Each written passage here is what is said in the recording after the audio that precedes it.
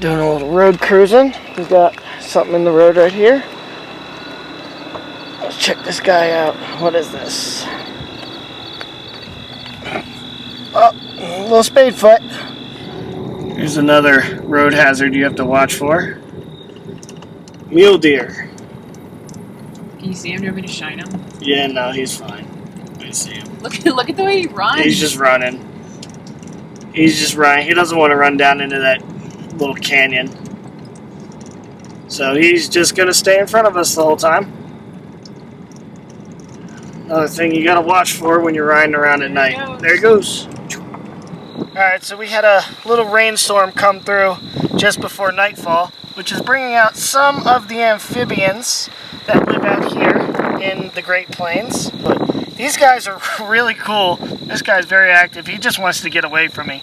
But one thing that's really cool about Spadefoots is, I'm going to pick him up here and I'm going to show you. The reason they are called Spadefoot is they have this little spade on their back feet. There you go, right there on that back foot. Now that little spade, that's made out of the same stuff that our fingernails are made out of. They'll use this to help them burrow down into the soil. Look at them burrow. Here he goes. So we got another spadefoot here, but this is a different species. This is a couch spadefoot. Now these guys, this is a really cool, colorful spadefoot. He's got this like yellow greenish and this black hue. One thing that's really cool about this guy is their skin is actually kind of iridescent and it actually reacts to a black light. Oh, he's hopping. So I actually keep a black light with me. So if you want to come in here closer so you can see him in the regular light, and then we'll put the black light on him so you can see the difference in how their skin actually reacts with it. It's really cool to see this. Alright, so I have my black light here. I'm going to turn that light off. See how he kind of glows and reacts. See how his skin reacts to the black light. Gives it a real iridescent glow, kind of. That's really cool to see that in a toad. Oh, right into the flashlight.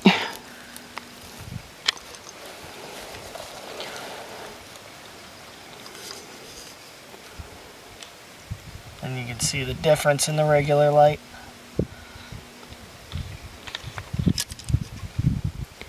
He shows up really well on the camera. It's right here, it's right here. Check this thing out. First, snake of Colorado. Prairie rattlesnake. Look at how much it blends. Yeah. It's amazing. Check that it took me a minute to see it. Thing. Oh, pissed him off. Check that snake out. That's a pretty snake. Look at that. Look at how green it is. Yeah, he's very, very green.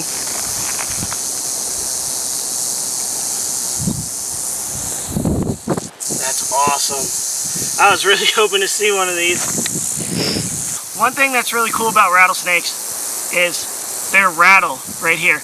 You can hear that noise it's making. The rattles on a rattlesnake are actually hollow. They're made up of the same stuff that your fingernails are made of.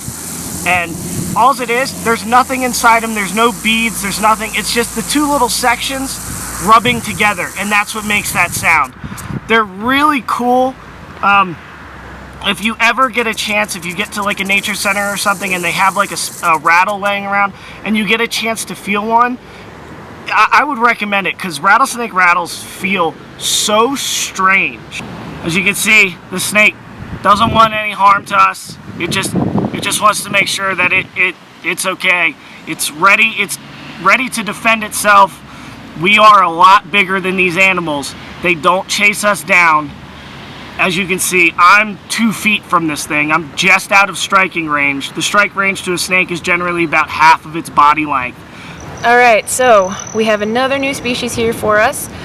This is what's known as a western terrestrial garter snake. Now, if you live in Colorado, it's probably not that exciting to come across one of these because they are pretty common here. If you check out a range map, it's like the entire western part of the state.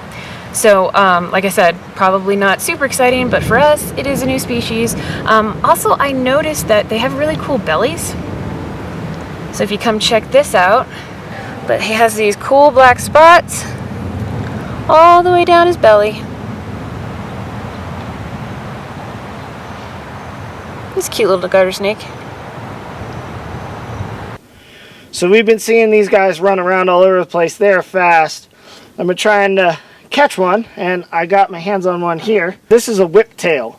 This is a cool lizard. He's very pretty. You want to come in here and check this guy out. Check his color pattern. It's like greenish, orangish, stripes, spots. You can see the long tail. That's why they got their name, the whiptail. I'm trying to get some photos of this whiptail.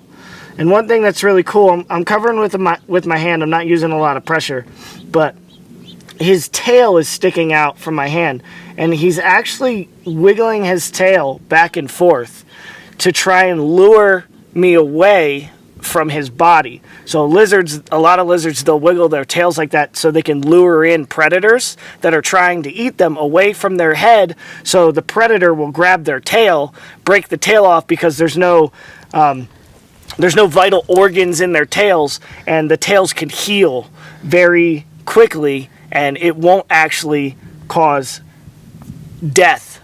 I can go. I'm free. Look at that animal. Look at how big it is. I think it's you off here. Now you're like looking at it. Those antlers, for even a little one, that's still impressive. Big, yeah, that's still impressive. I see his body a lot bigger here, like how big. He's like just in the wide open right now. Yeah, which that makes it really. That's so cool. Here we've got another moose just grazing on the side of the road. This time we got ourselves a female moose. I'm going to go around the other side to see if we can see her face. Yeah. Look at this. The moose is probably 12 feet tall. Oh my god, he's going to go right to the water.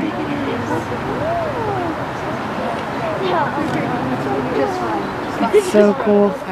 So one thing that I always find interesting when you're coming to a new state or even seeing an animal for the first time, no matter how much research, no matter how many field guides you check, nothing prepares you for seeing the animal in person. So here's what I mean. Come in and check out this little garter snake that I have. You gotta get him real close because he's got a really interesting neck pattern. So this is what's known as a black neck garter snake. So what I meant before was when we found that western terrestrial the other day, that garter snake looked very similar to this one.